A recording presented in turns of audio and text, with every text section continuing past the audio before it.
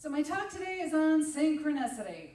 And synchronicity is one of my favorite things to talk about, because the amount of synchronicity that we experience in our daily life, just every day, is in direct correlation to where we are here, and how we are engaged with our life, with a capital L, how we are engaged.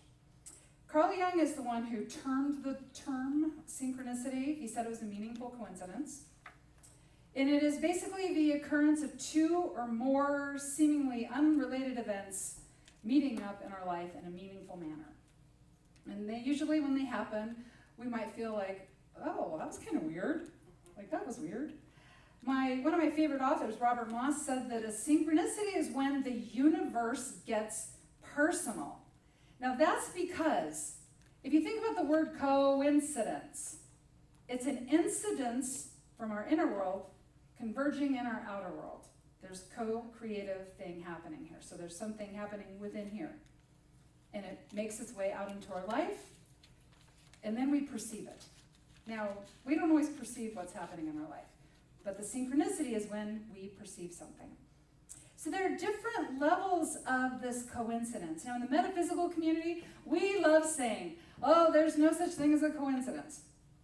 And whatever you want to call it, if you want to call it a coincidence or a synchronicity, they come in different levels. That some of them can be mild, some of them can be thrilling, but they're all reflecting that there is a oneness here, that there's an interconnection between all things. That's how we receive a synchronicity. We connect something out here into our inner world.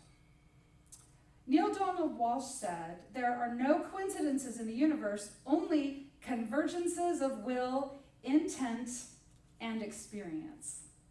So there's a convergence happening, and then we notice it, and we think, wow, that was kind of weird. Or we think, whoa, that blows my mind. There's an unmistakable feeling that goes with a synchronicity. Now, it can be mild. Like, I come up with my talks a month in advance. And I love to do talk series. Like, I love to put things together. So when I was thinking about August, I thought, okay, well, I know I want to start with how important it is to be engaged. And then my second talk will be on the creative process. And I know the last talk is going to be on what to do when it feels like life stinks and nothing's working out for us. On that third Sunday, what do I want to do? And then I thought, well, I can work synchronicity into that, because synchronicity in our life is about being engaged with our life, being engaged with our divine self. So I'm thinking about synchronicity, and I go on Facebook, and I go on to memories. I love to check Facebook memories every day, because it tells you what you typed or shared on that day in all the previous years you've been on Facebook. And last year, on that particular day, I shared a synchronicity that happened.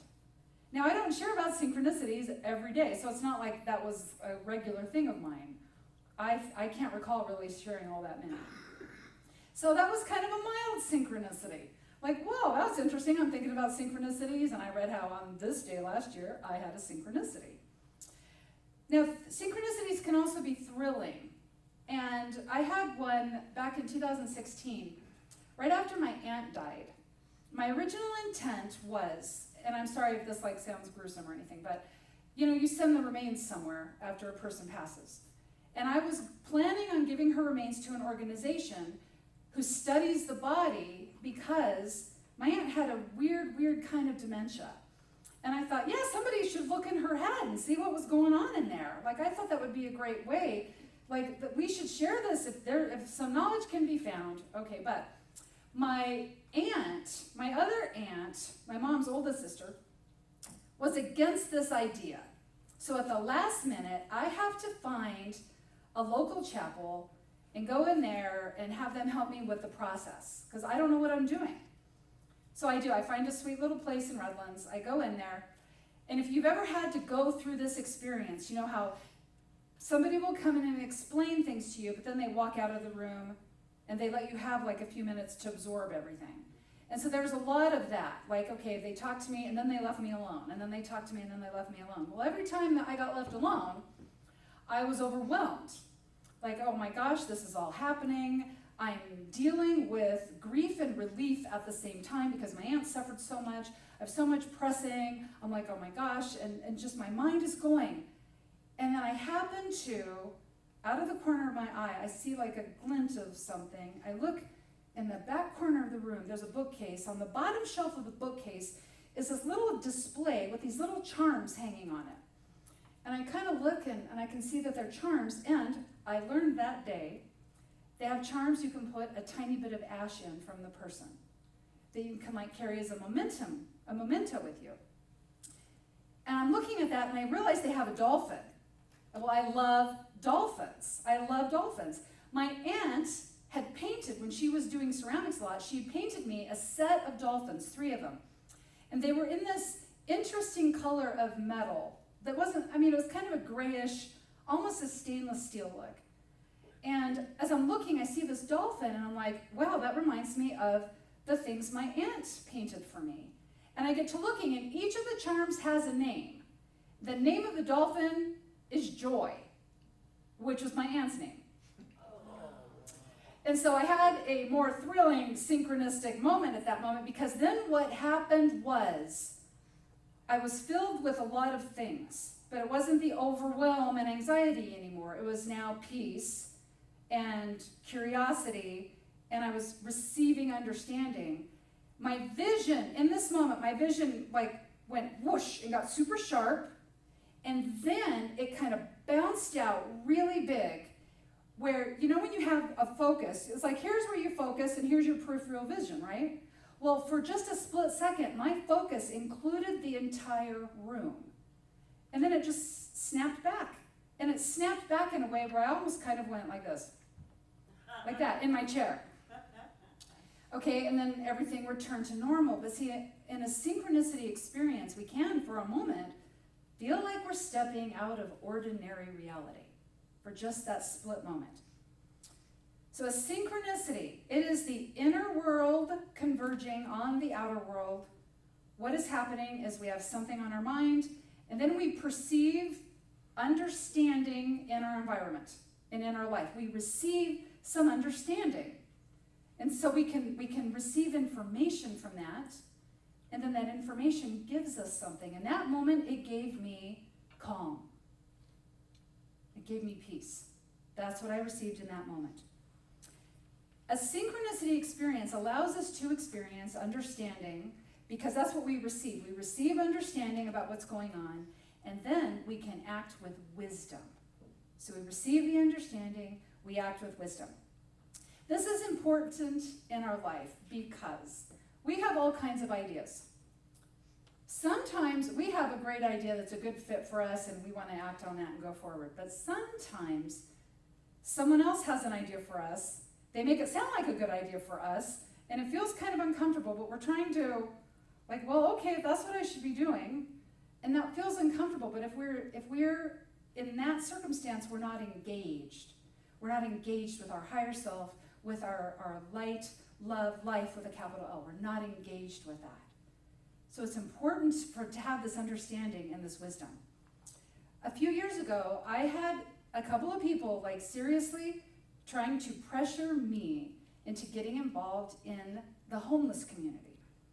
And I don't know anything about the homeless community. I don't. I support people who already do a really good job with that. I don't need to reinvent the wheel for sure. I just am supporting people who are already really involved. And they're already doing such an amazing job, so I support them doing whatever they do. But I've also kept hearing about this thing called the community garden. All right, so that's something else. I heard about a community garden like a couple years ago, but then a few months ago, it popped into my head again. And I was thinking about how big this property is. And I started thinking, what would that be like? Like, what would that entail? Like, how would we even get that started? And then in our book club we had a couple of months ago, somebody mentioned to me, even though I had been writing about it, like in our exercises for this book study, Deanna, have you ever thought about having a community garden here? This place is huge. And I was like, oh my gosh, I had been thinking about a community garden.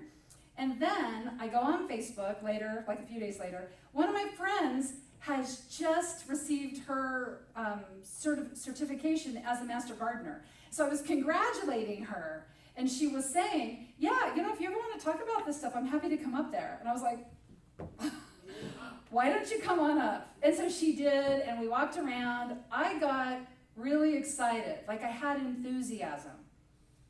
And then suddenly I start meeting other people right here in our congregation who are saying, I've been thinking we should start a community garden forever.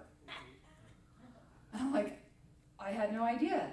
So we have something in our heart, we have something in our mind that is a good fit, and that's how we receive understanding, we act with wisdom. That's how we know it's really about us. It's really about something that we want to express in our life. Something that is already a good fit, right? Not just something we think we should do.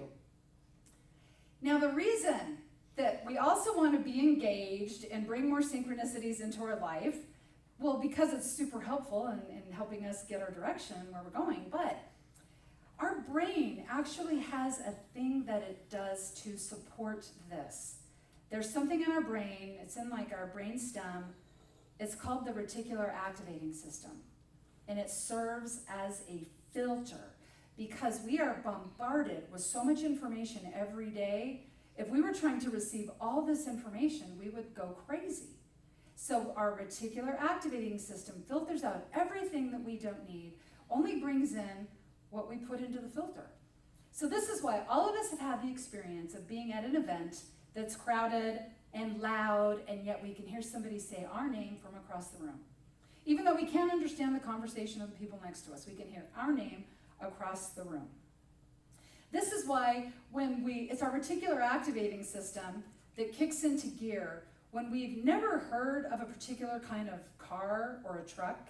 Like in the early 2000s, I didn't know what a Ford F-150 was at all. I didn't know what the truck looked like, but my husband brought home a Ford F-150 one day. He's like, yeah, I got a Ford F-150. I'm like, I don't know what that is.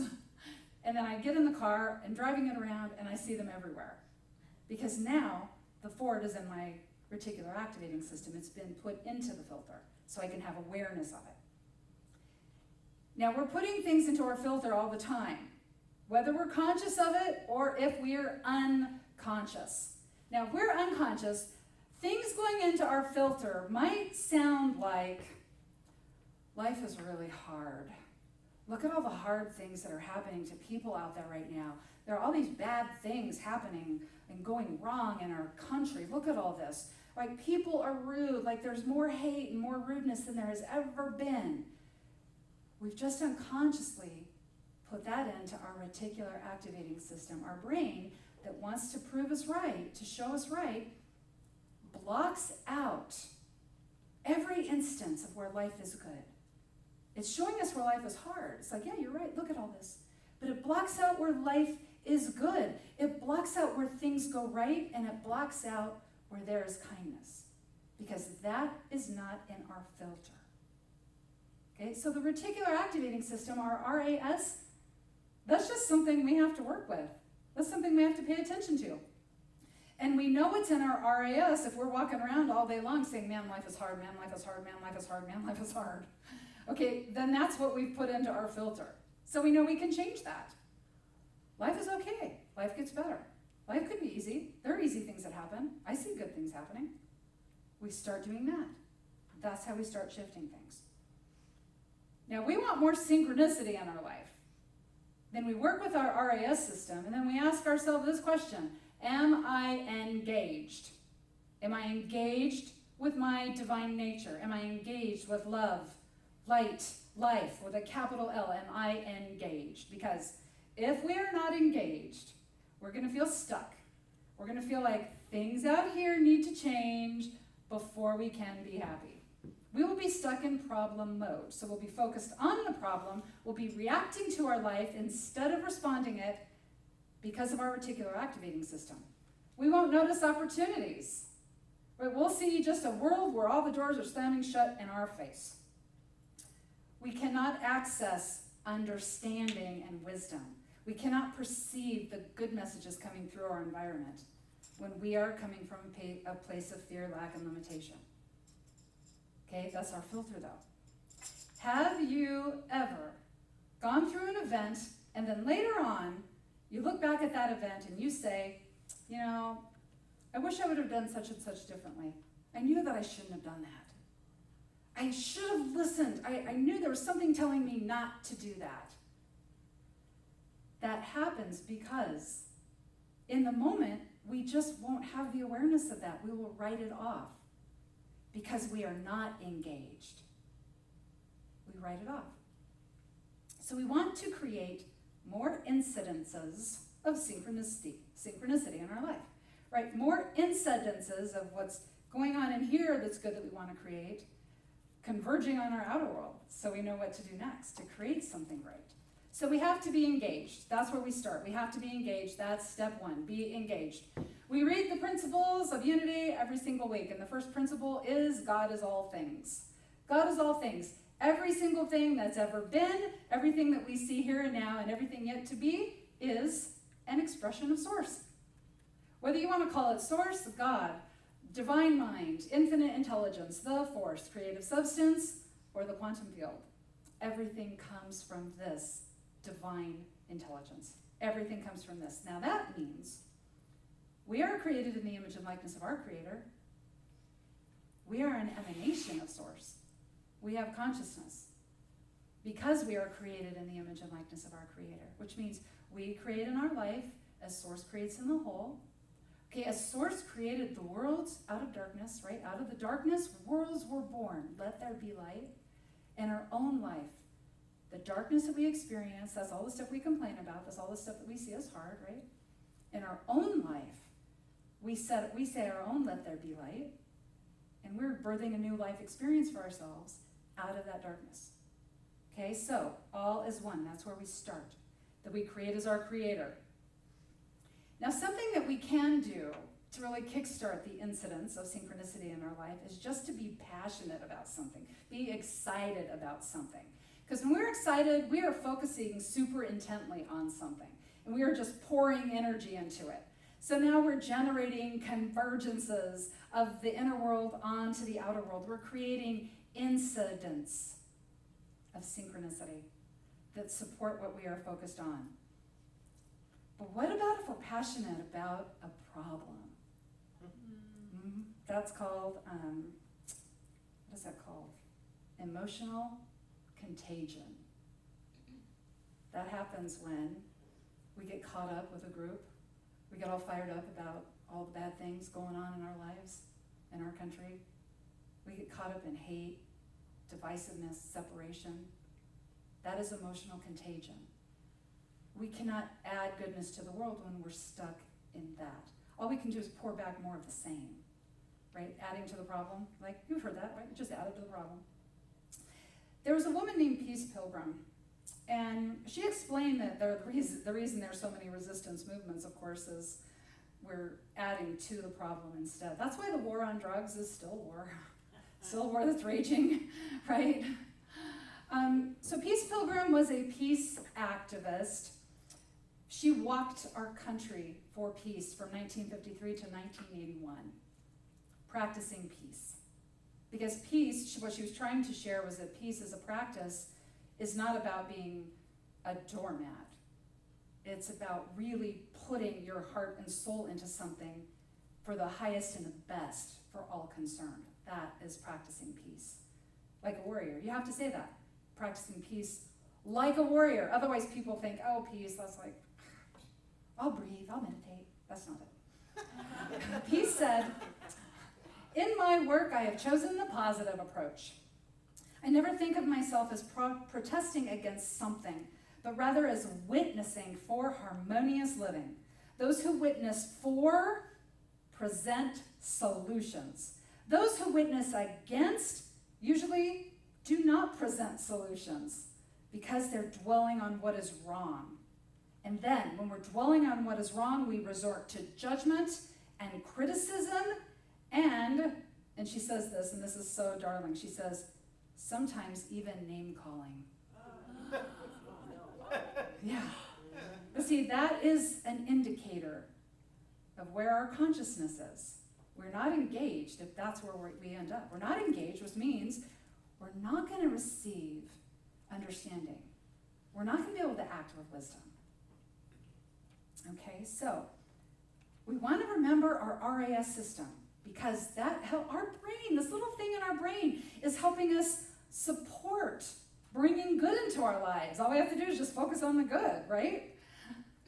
We also want to remember, because this is unity and we follow the unity principles, if everything is God, all things are God, everything is from source, there's not one thing that is not from source, that means there are no opposing forces. No opposing forces. Now that doesn't mean we can't perceive opposing forces. But if we're focused on what we see as bad, we do not get the opportunity to be engaged, to bring in understanding and act with wisdom and call forth the activity of spirit through those things that other people perceive as bad. Right? That's what happens when we engage. We call forth goodness, more solutions. We have working through us love and wisdom. Love and wisdom. And I say love, and I mean big cosmic love. A love has a force, whose sweep is irresistible. This is a quality of source energy, and it is the quality that is urged to create through us. So if you think about source energy as all things, there's this underlying substance that has the desire, the impulsion to keep creating through us. So it's going to keep giving us inspiration. It's going to continually give us inspiration, because that's what it wants. Because when we act on inspiration, we do something different in our life. We are allowing it to create through us then and into our life. And that is its greatest desire. That is the only thing that matters to source, is to continue expressing itself through each of us, right, and into our life. That's the love and wisdom then that are working through us. Now, when we are engaged, we're focused on the goodness we want to create in our life, that will beget more divine love and wisdom. Okay, which is why when we're engaged, our inspired ideas are a good idea. They're good for everybody, right? Not just good for us, they're good for everybody. When we focus on things like being of greater service, being solution-oriented, right? Focusing on our desired outcomes, and then asking questions like, how will spirit reveal itself? What kind of idea could I have around this? I wonder how the solution would want to work for me. What would it look like if? And we do that, we are engaged, and we are allowing more inspiration to work through us, which gives us an opportunity to do different things then, right? We do new things with every new idea. And so right now then, our inner world is converging onto our outer world. We are receiving information and understanding. We're having those wow moments. We've just had another synchronicity. Okay, just had another synchronicity. That synchronicity will always come with some kind of a feeling, right? If it's not like, whoa, mind-blowing, at least it might feel like, well, that was kind of weird. Okay, so it might even just be that. But it is guiding us to do something. Like right now. In fact, Robert Moss says, synchronicity is saying, yes, go now. Yes, go now. Don't wait. Don't lay around. Don't navel gaze about your bright idea for 6 years. Don't do tons of research. Don't go back to school. Do something now. Now, you can do research. You can go back to school. That's all good stuff. But a brilliant idea doesn't come in to be shelved. It doesn't come in to be shelved. So we put our questions to the world. We get engaged. Source is all things. That means me. That means me. Say that with me. That means me. Do this with your hands.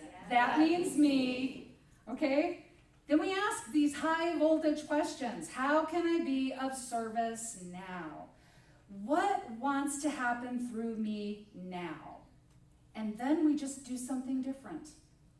I encourage you to do something different, because more things happen when we do a little different thing. I've tried this, I've asked the question, what wants to work through me now? I'm tired, I'm just going to play Bejeweled for a little while.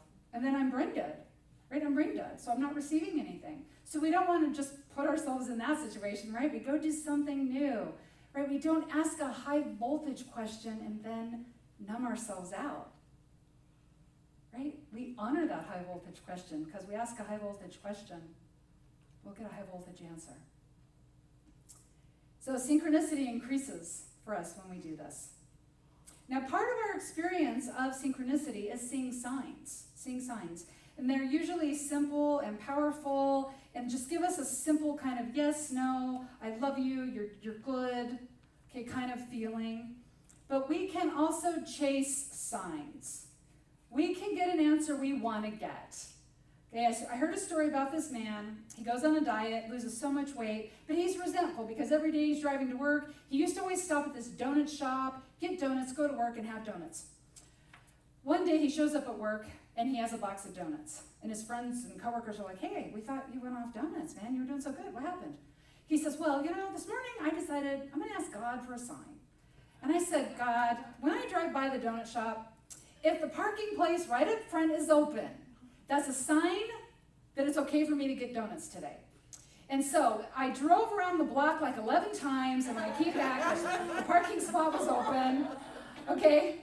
This is called seeking signs. We can seek whatever sign we want. But see, when we're seeking a sign, we're not going to get that aha feeling. We're not going to get that like poof feeling. Signs, synchronicities will be unexpected, and they will feel good. They will feel good. There's something right now that wants to happen through you. Meister Eckhart said, when the soul wants to experience something, she throws out an image in front of her, and then she steps into it. And that image, that next experience the soul wants, that is your desire. That is your inspiration. And that gave you the desire and the inspiration will also give you the direction on how to make it work out. Something wants to happen through you right now. And it doesn't have to be a big crazy thing. It's just a new experience. When the soul wants a new experience, it doesn't have to be a big crazy thing. Like right now, my thing is like, what would it be like to be a beekeeper? Like, I just think that would be interesting. So now I have curiosity about it. But I know somebody who wanted chickens, and then she got chickens, and she's enjoying the experience. Starting a garden, teaching, traveling, starting your own business, or maybe closing down your business and doing something easier that's not such a headache. Okay, cooking. All of these things are new experiences. And that's what our soul wants, the new experience. So we're always receiving new ideas, new inspirations. When we act on those, we start receiving direction. We start receiving those synchronicities telling us, yes, now go, all the time. There's that within you right now that knows what to do, how to do it, and it compels you to act on what it knows. There's nothing too big. There's nothing too crazy. It will handle the how of it. Okay, the how of it. I have no idea how you start beekeeping. But I brought it up yesterday in our book club, and somebody sitting in the book club says, I know a beekeeper, I'll hook you up. I had no idea that I knew somebody who knows a beekeeper. I had no idea. Now, some days it may not feel like it, but the universe is always conspiring for your good. You just have to get really, really clear on what you want. Harmony and good. Like, that's a good start right there. Harmony and good. Focus on the harmony and good. The universe will set things in motion. We just have to be clear. We just have to be clear about what we want to create. And that's how we create heaven on earth. So until next time, remember that you are the activity of spirit in a body. You are the heart and soul and hands of spirit in this world. You are a soul designed for growth and goodness. In everything you do, you are blessed, and so it is. Thank you.